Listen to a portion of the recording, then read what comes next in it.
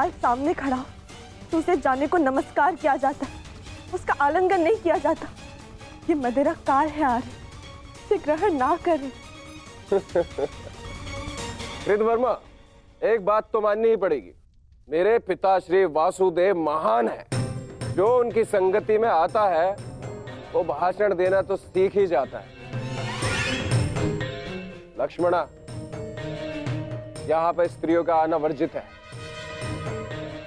ये केवल पुरुषों के लिए। राजमहल वापस लौट जाओ।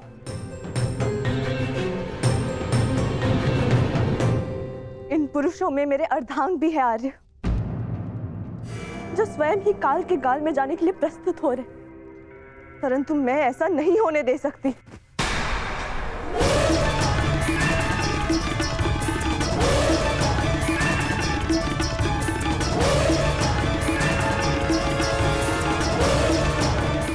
लक्ष्मणा, तुम हस्तिनापुर से हो और इस बात की साक्षी हो कि जब स्त्री पुरुष के मत के सामने क्रोध बनकर खड़ी हो जाती है तो उसके परिणाम अच्छे नहीं होते। जाओ यहां से, राजमहल वापस लौट जाओ।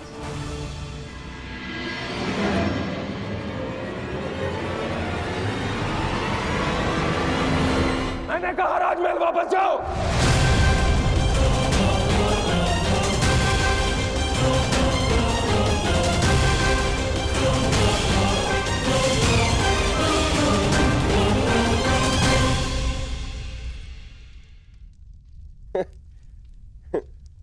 शुभ कार्य में विघ्न आते ही है मित्रों। इससे पूर्व कोई दूसरा विघ्न आए, इस दुर्लभ मदिरा को ग्रहण करो।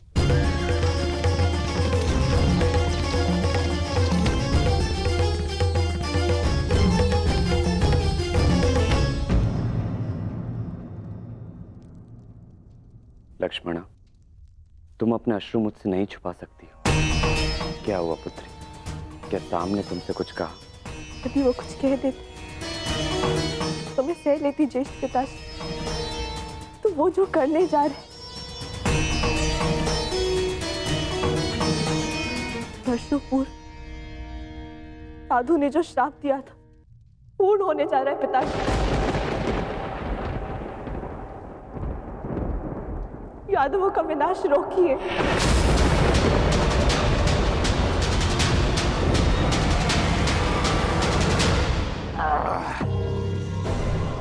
अद्भुत, आज मदिरा मिली पीने को, वो भी मन भर के। वाह।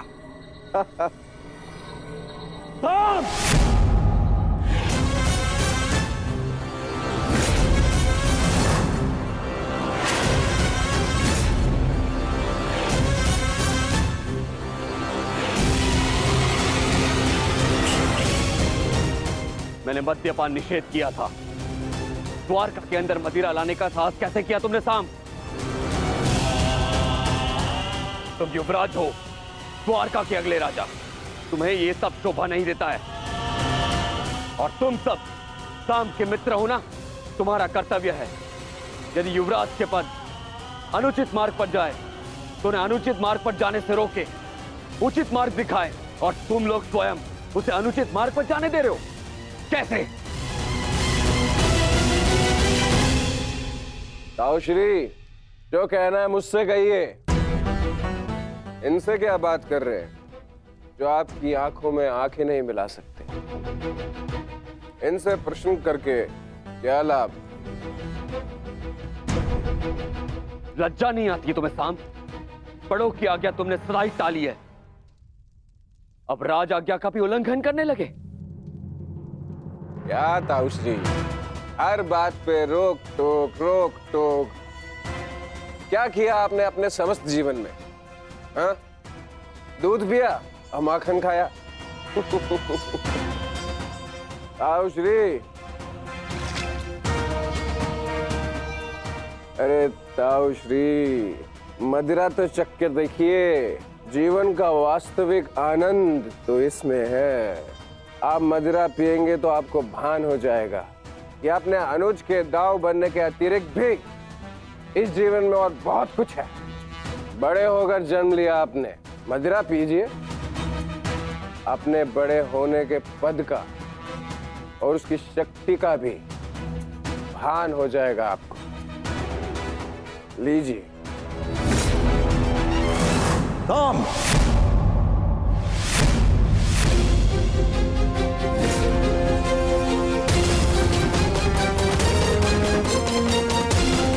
दाऊ का अपमान करने का दुस्साहस मत करना।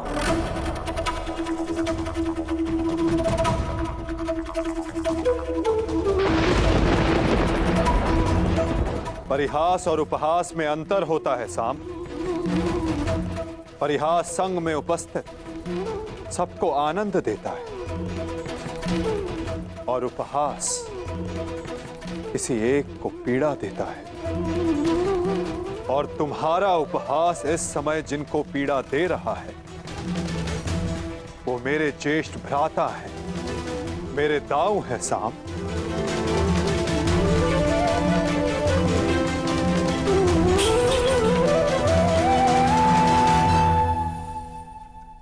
और मैं कौन हूं? हाँ? कौन हूं मैं? पुत्र या कुपुत्र? आपको तो सदैव अभिमन्यु जैसा पुत्र चाहिए था। कभी उसे मामा बनकर सिखाया तो कभी मित्र और सखा बनकर पांडवों को संभाला, परंतु ये भूल गए कि आपका भी एक पुत्र है। स्मरण है आपको? स्मरण है? नहीं, आपको स्मरण है। आपको स्मरण है कि आज आपके पुत्र का जन्मदिन है, परंतु ये भूल गए कि आज के दिन अपने पुत्र से प्रेम से मिलने आना चाहिए, ना कि इस प्रकार कटु मुख बनाकर।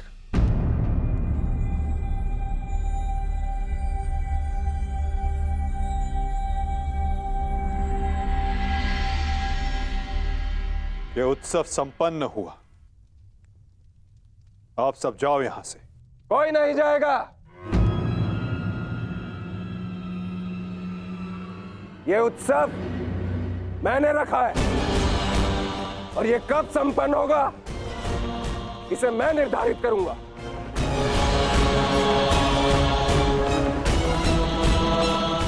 तुम इस समय मदिरा के मध में हो साम। ये समय वार्तालाप करने के लिए उचित नहीं है। जाओ, जाकर विश्राम करो। कहीं ऐसा ना हो कि संपन्न होने के स्थान पर इसका समापन हो जाए।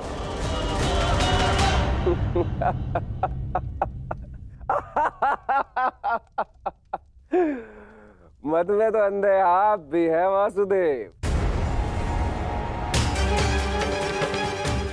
महाभारत की विजय का मत अभी आपके सर से उतरा नहीं है वासुदेव।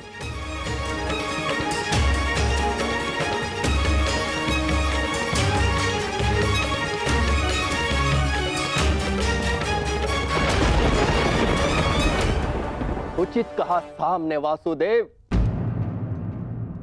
ना आप महाभारत की विजय से विमुख हो पा रहे हैं और ना पांडवों के प्रति प्रेम से।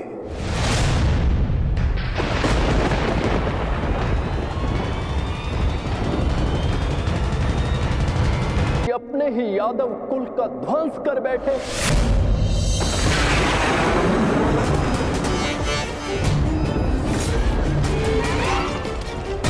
अपने ही कुल की यादव सेना का, नारायणी सेना का उन पांडवों के हाथों विध्वंस करवाते रहे और उस अर्जुन को गीता का ज्ञान दिया और भोले भाले यादवों के रक्त से कुरुक्षेत्र को नहलाते रहे और बताते रहे उस अर्जुन को कहां कौन सा अस्त्र चलाना है। क्यों वासुदेव? क्यों? अपने सखा के लिए, अर्जुन के लिए? क्यों? क्यों इतना प्रिय है वो आपको? क्यों? कभी कभी मुझे लगता है कि ये सखा और ये सखी, ये सब नाटक है।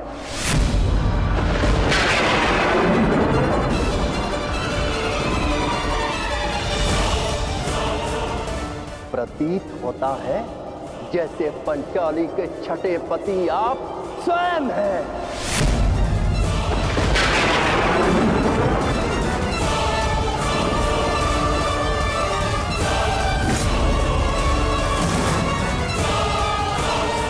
कृतवर्मा!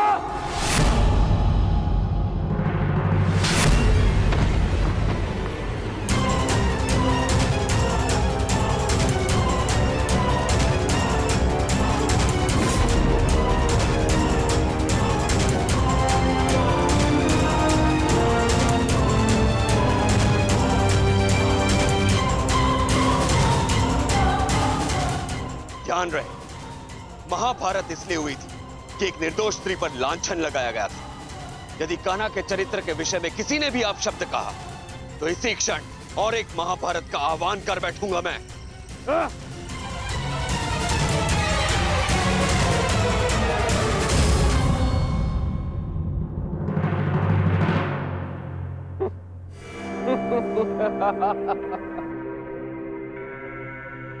वाह, प्रेम हो तो ऐसा, भाई हो तो ऐसे। एक को कुछ कहो तो दूसरे का हाथ उठता है। परंतु ताऊश्री, आप भूल रहे हैं, कृतवर्मा मेरे लिए भाई समान है।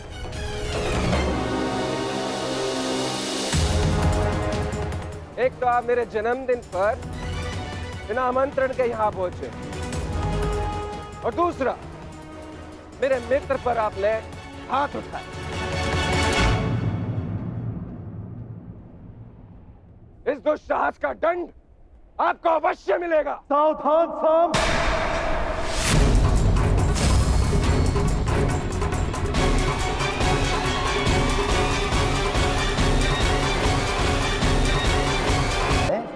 जैसे पंचाली के छठे पति आप स्वयं हैं।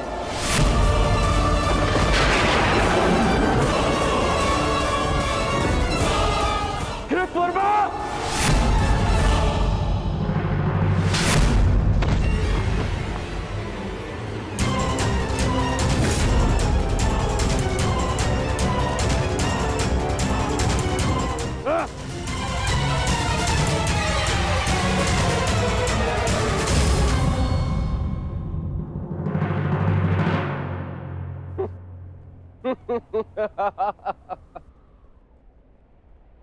एक तो आप मेरे जन्मदिन पर बिना आमंत्रण के यहाँ पहुंचे, और दूसरा मेरे मित्र पर आपने हाथ उठाए।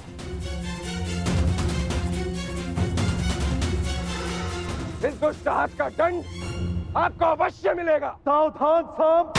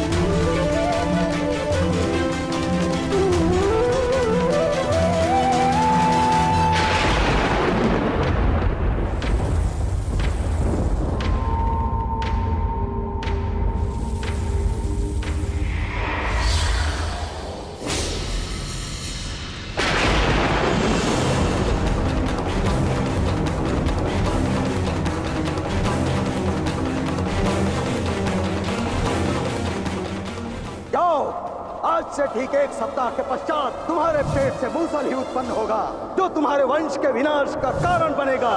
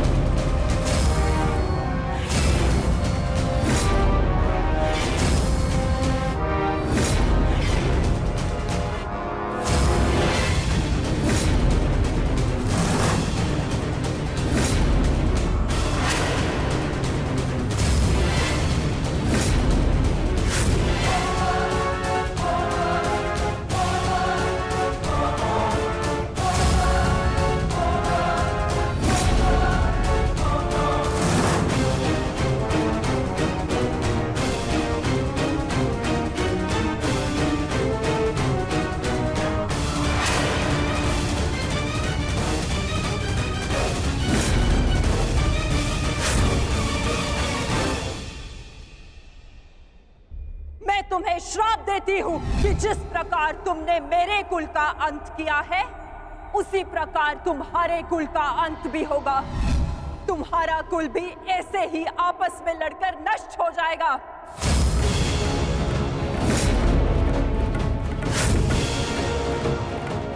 मैंने कहा था गांधार नंदिनी से कि श्राप नहीं, पाप मनुष्यों के नाश का कारण बनता है।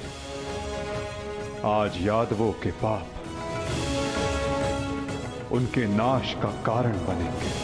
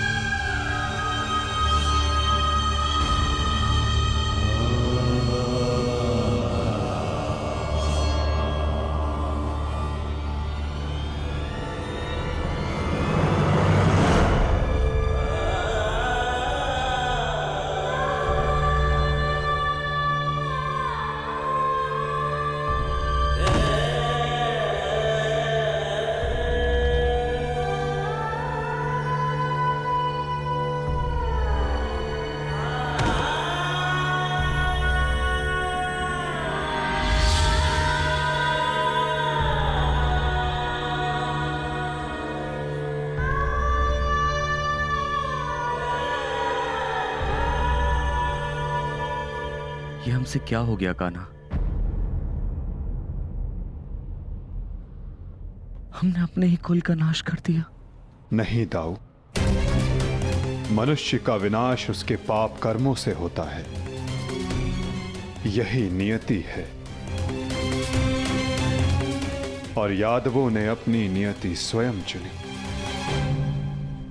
जब जब मनुष्य अपने भीतर मद, दांभ और क्रोध को जगाएगा, तब तब वो ऐसे ही भूमि पर सो जाएगा।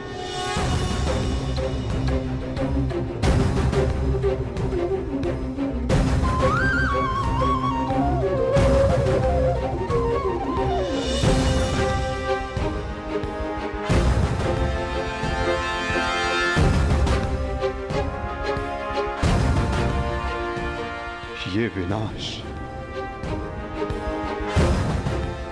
संसार के लिए एक उदाहरण होगा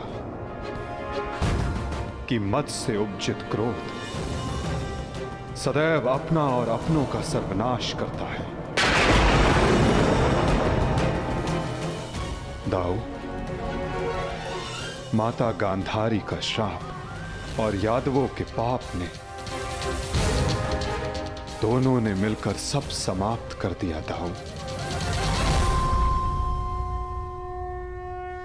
किंतु इन सब का अर्थ क्या है कान्हा?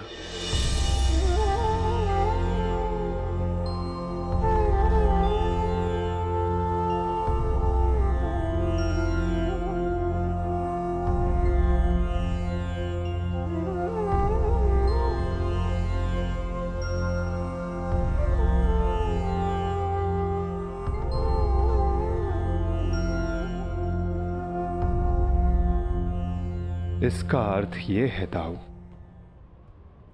कि हमारा कार्य पूर्ण हुआ, कि हमारे जाने का समय हो गया है। हमारे जीवन का लक्ष्य अब पूर्ण हो गया है।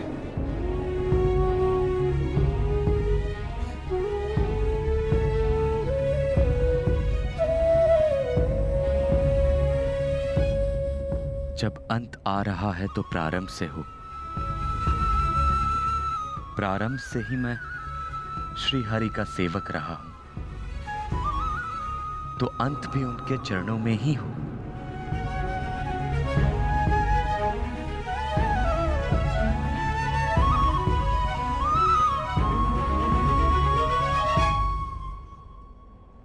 नमो भगवते वासुदेवाय।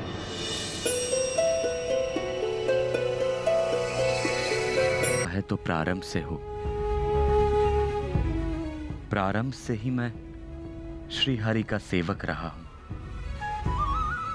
तो अंत भी उनके चरणों में ही हो।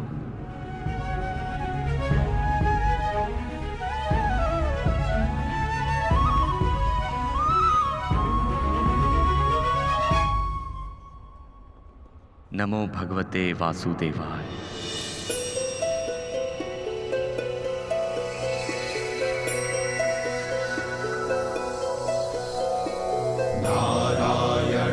नमस्कृत्य नरं चैव नरोत्तमं देवीं सरस्वतीं व्यासं ततो जयम् उदीरयेत्।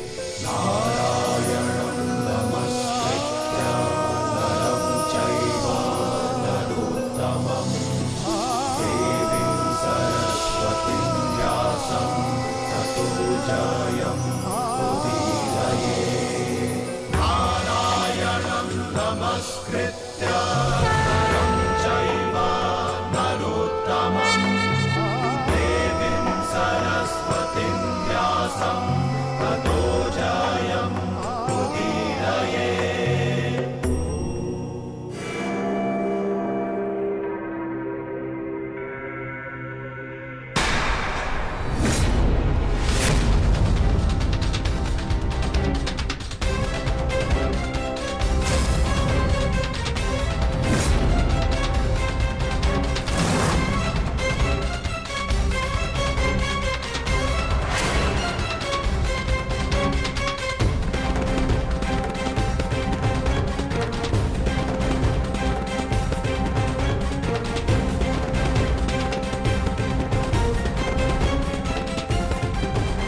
हे ईश्वर, ये कैसा नरसंहार है? कहीं माधव इसी अंत की बात तो नहीं कर रहे थे? परंतु माधव है कहां?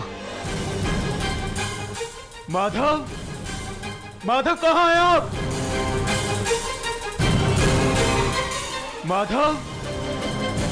माधव कहां हैं आप?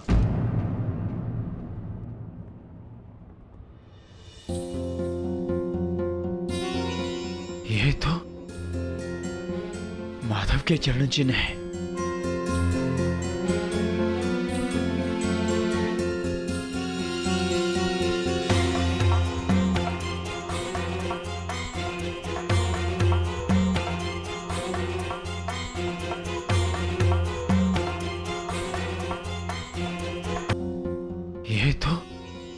के चरण चिन्ह है।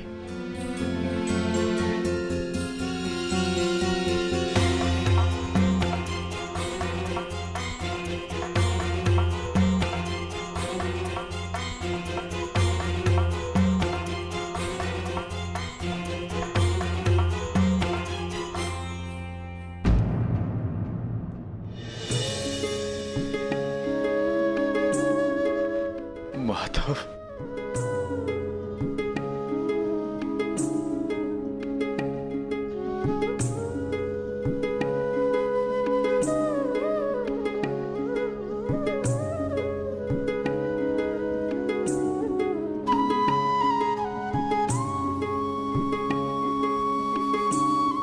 आओ पार्थ,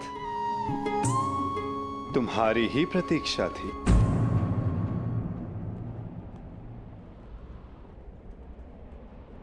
तुम्हें आना ही था, क्योंकि मेरे जाने का समय हो गया है।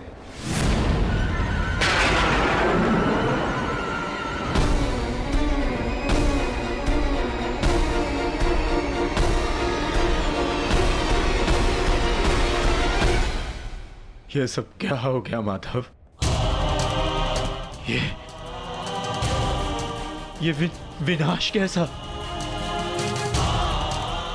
हर प्राणी के जीवन का एक कारण होता है, एक लक्ष्य होता है पार्थ,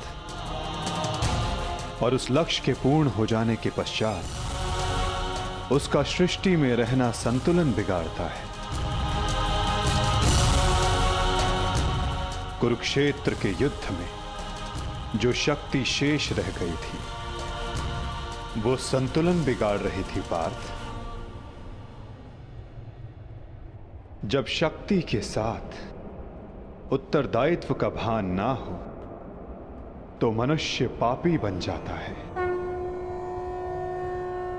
और यादवों के अंत के साथ उस पाप का भी अंत हुआ पार्थ। सदैव स्मरण रखना पार्थ, बिना उत्तरदायित्व के भान के शक्ति सदैव विनाश लाती है।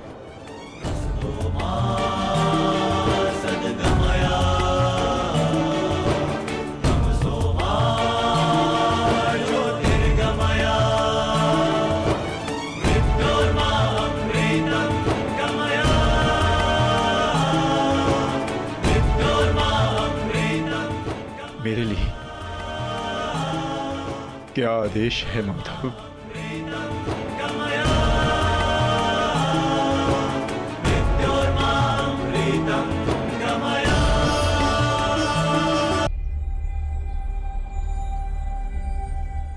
काल की भूख मिट चुकी है पार्थ,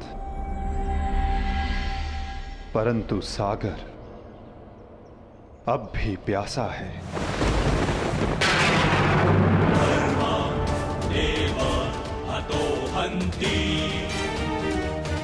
तुम शीघ्रता करो पार्थ, द्वारका की सभी स्त्रियों को और बालकों को अपने साथ हस्तिनापुर लेकर लौट जाओ।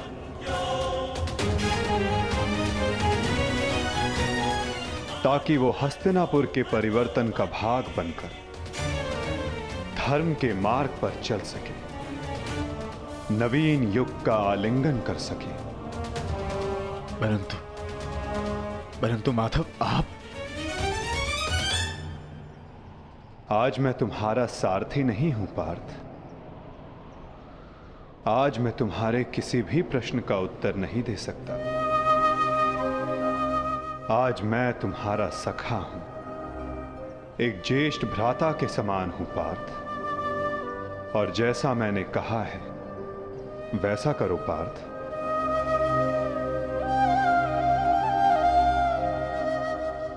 अभी किसी और से मिलने का समय है।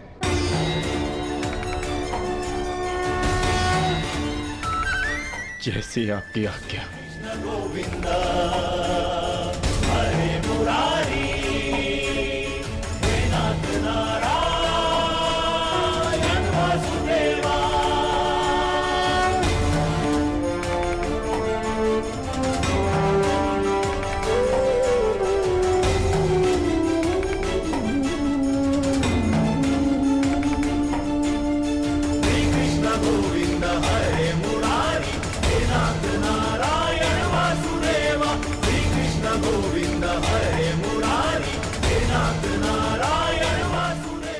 बाद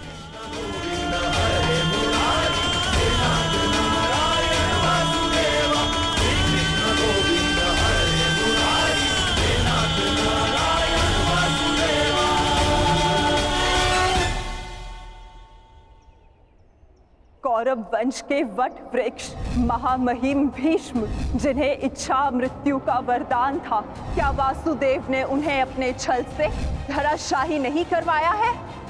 यही तुम्हारा अंतिम अवसर है पार्थ। पितामह को इस पीड़ा से मुक्त करो पार्थ।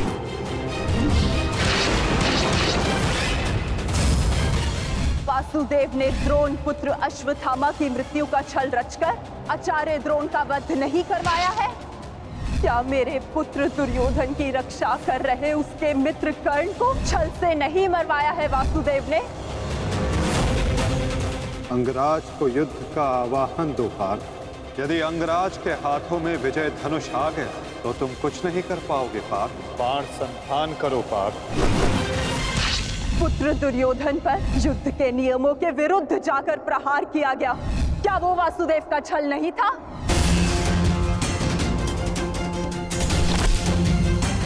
मैं तुम्हें श्राप देती हूँ कि जिस प्रकार तुमने मेरे कुल का अंत किया है, तुम्हारा कुल भी ऐसे ही आपस में लड़कर नष्ट हो जाएगा।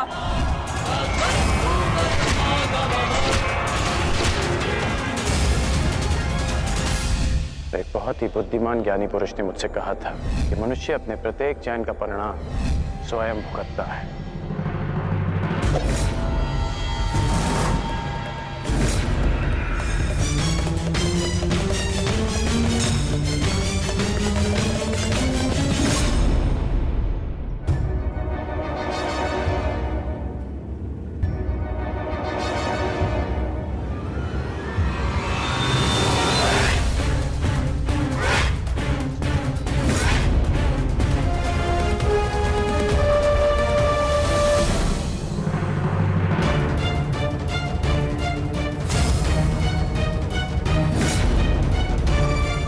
आज अच्छा आखेट मिलेगा।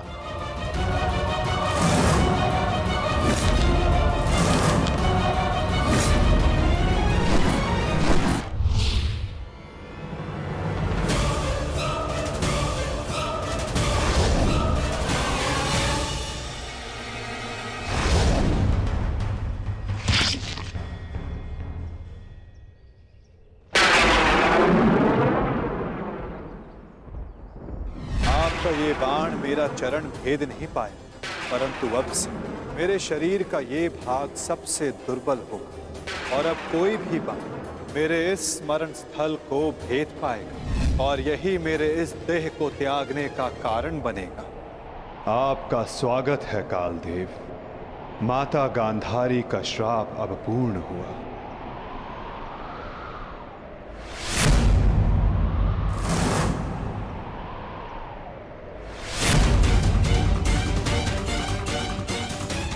श्री कृष्ण, ये कैसा अनर्थ हो गया मुझसे? प्रभु, प्रभु मुझे माफ कर दो प्रभु, मुझसे बहुत बड़ी भूल हो गई। मुझे लगा कि यहाँ कोई हिरण है, परंतु। तुम विलाप ना करो व्याध, तुमने कुछ भी अनुचित नहीं किया। जो कुछ भी होता है सब में मैं स्वयं सम्मिलित होता हूं। कर्म के चक्र को कोई नहीं टाल सकता। त्रेता युग में मैंने जब श्री राम का अवतार लिया था, तब उस युग में तुम वीर वानर वाली के नाम से प्रसिद्ध थे और उस युग में मैंने बाण चलाकर तुम्हारा वध किया था और उस कारण हेतु आज तुम्हारा बाण मुझे आकर लगा है। मेरे जीवन का उद्देश्य धर्म स्थापना था और अब जब धर्म की नींव रखी जा चुकी है तो मेरी उपस्थिति इस धरती का संतुलन बिगाड़ देगी। हर मनुष्य इस धरती पर एक उद्देश्य लेकर आता है और उस उद्देश्य को पूर्ण करना उसका कर्तव्य होता है।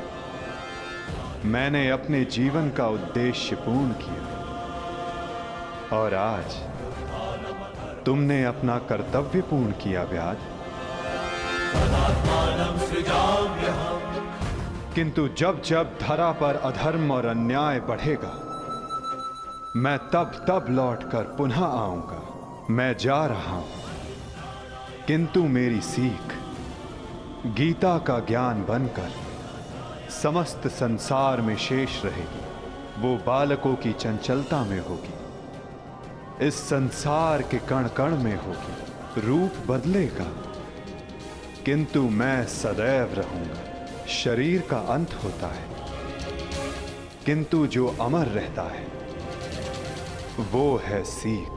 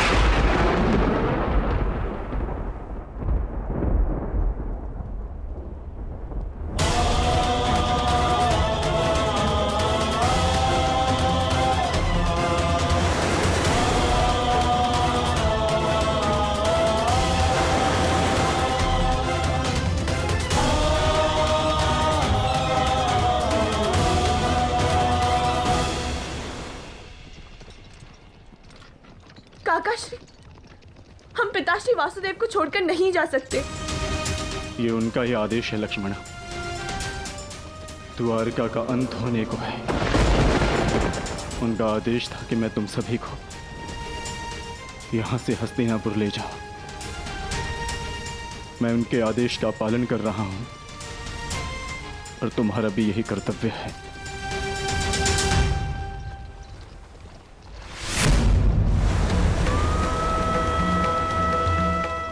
भगवान,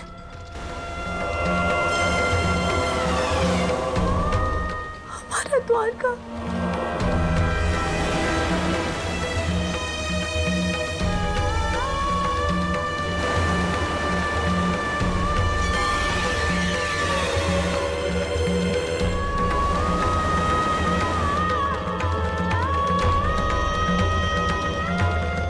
माधव का संदेश था लक्ष्मणा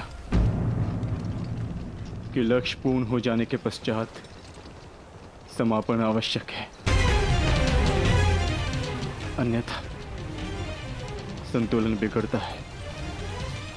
सृष्टि अपना संतुलन बना रही है लक्ष्मणा।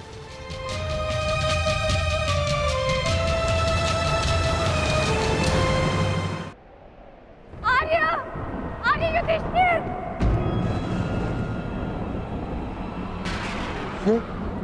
ये तो पांचाली का स्वर है।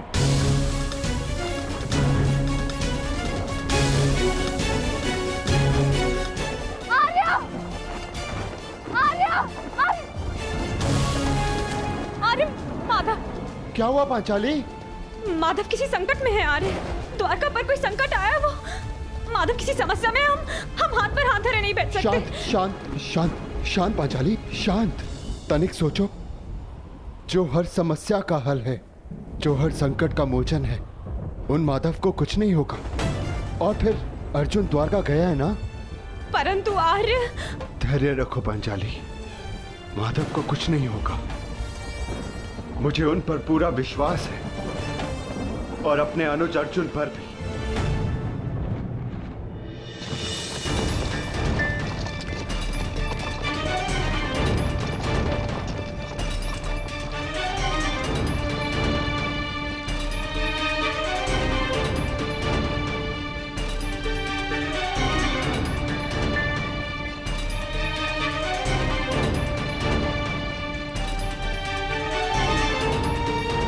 सारथी, रथ रोको।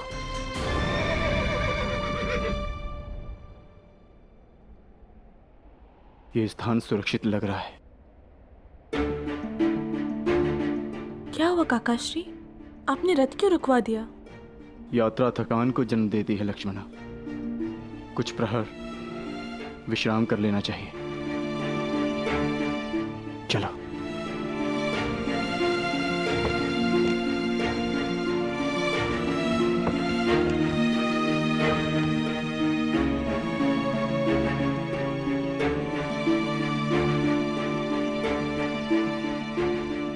आज मैं तुम्हारा सारथी नहीं हूं पार्थ, आज मैं तुम्हारा सखा हूं। एक ज्येष्ठ भ्राता के समान हूं पार्थ, और जैसा मैंने कहा है वैसा करो पार्थ।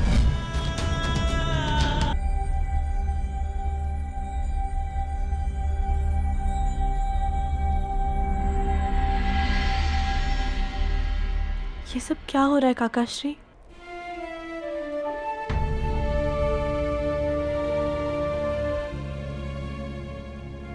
हम सभी मनुष्यों का जीवन एक यात्रा के भांति होता है लक्ष्मणा,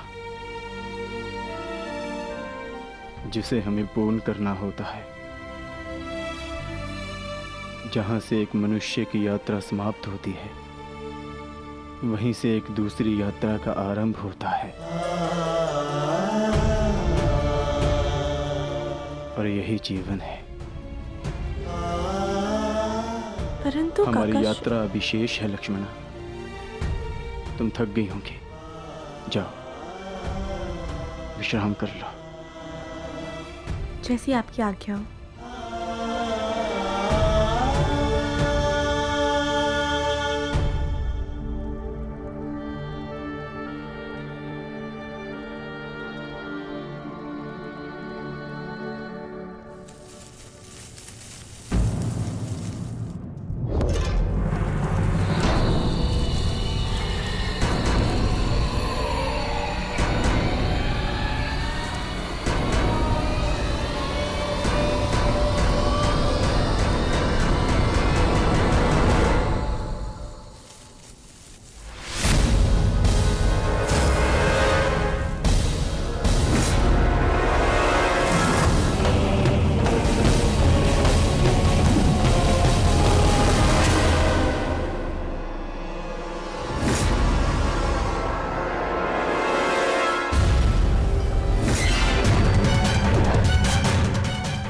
सावधान, पीछे हट जाओ, अन्यथा परिणाम भुगतने के लिए सज्ज हो जाओ।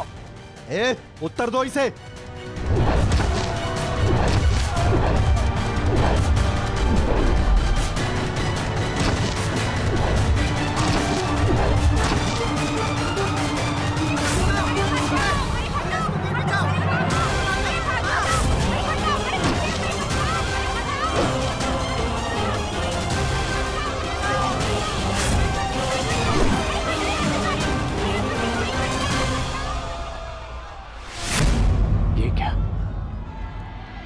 मैंने तो सहस्त्र चलाया था, मेरे बाण शस्त्र बाणों में परिवर्तित क्यों नहीं हो रहे?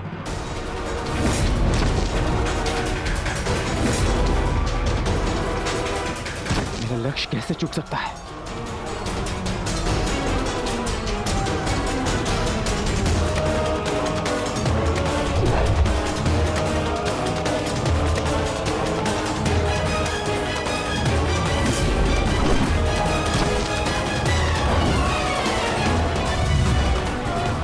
पर्वतास्त्र।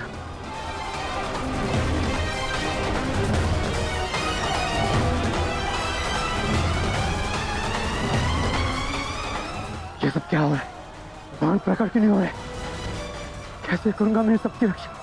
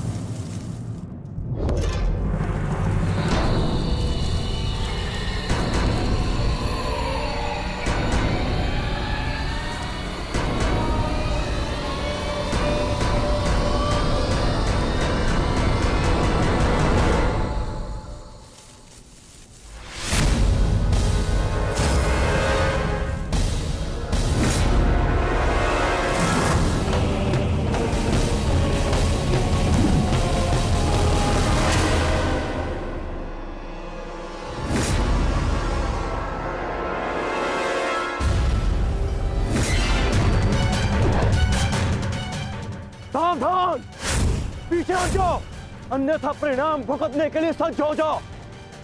उत्तर दो इसे।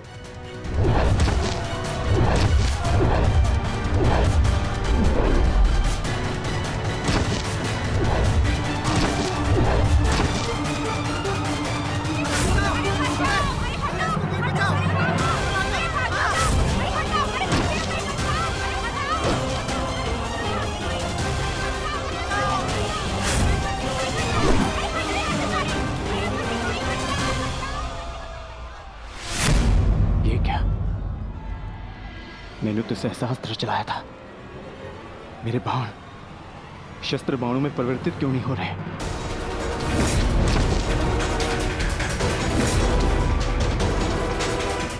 मेरा लक्ष्य कैसे चूक सकता है?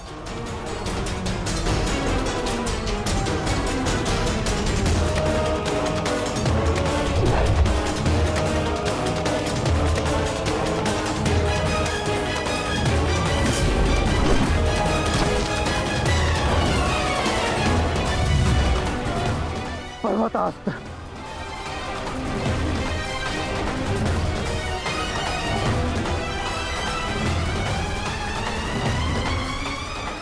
ये सब क्या हो रहा है? बाण प्रकट क्यों नहीं हो रहे? कैसे करूंगा मैं सबकी रक्षा?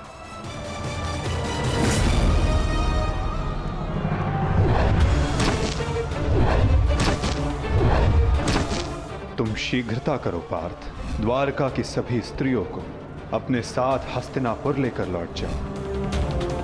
किंतु माधव, मैं आपके आदेश का पालन कैसे करूं? कैसे करूं इन सबकी रक्षा?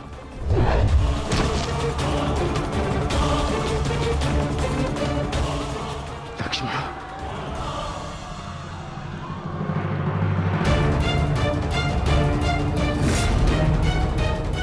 इधर छुप के बैठिए। उठ, उठ, चलो, चल, चल।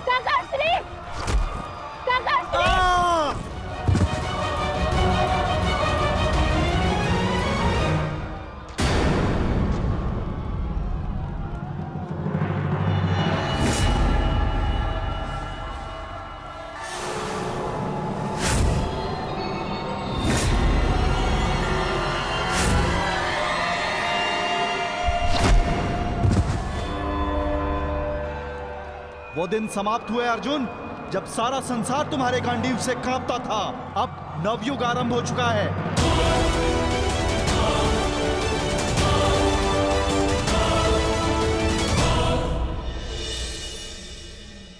मैं समझ नहीं पा रहा हूं ज्येष्ठ, कैसे मेरे बाण अपना संधान नहीं कर पाए।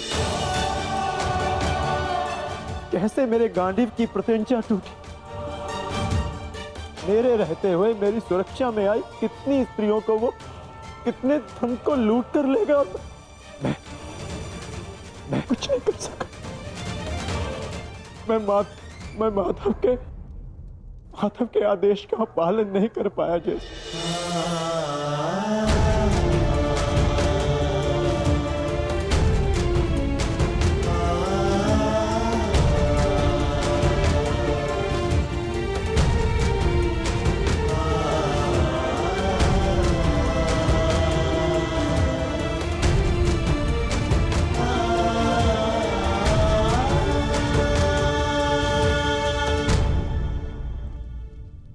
सब नाश हो गया, कुछ नहीं बचा। माधव का संदेश क्या है अर्जुन? हर प्राणी के जीवन का एक कारण होता है, एक लक्ष्य होता है पार्थ, और उस लक्ष्य के पूर्ण हो जाने के पश्चात उसका सृष्टि में रहना संतुलन बिगाड़ता है। द्वारका की सभी स्त्रियों को और बालकों को अपने साथ हस्तिनापुर लेकर लौट जाओ, ताकि वो हस्तिनापुर के परिवर्तन का भाग बनकर धर्म के मार्ग पर चल सके, नवीन युग का आलिंगन कर सके। मैं समझ गया अर्जुन,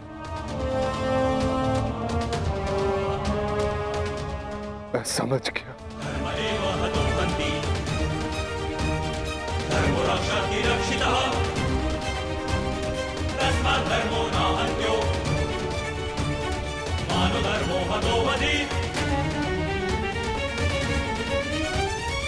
परिवर्तन का समय आ गया है। नई पत्नियों को आने के लिए पुरानी पत्नियों का झड़ना आवश्यक है।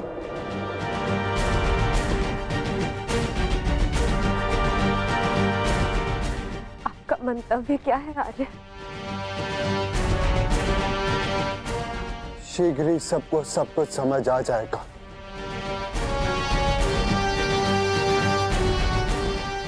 हस्तिनापुर की राजसभा का आह्वान किया जाए, परीक्षित और वृषकेतु को अवश्य बुलाया जाए।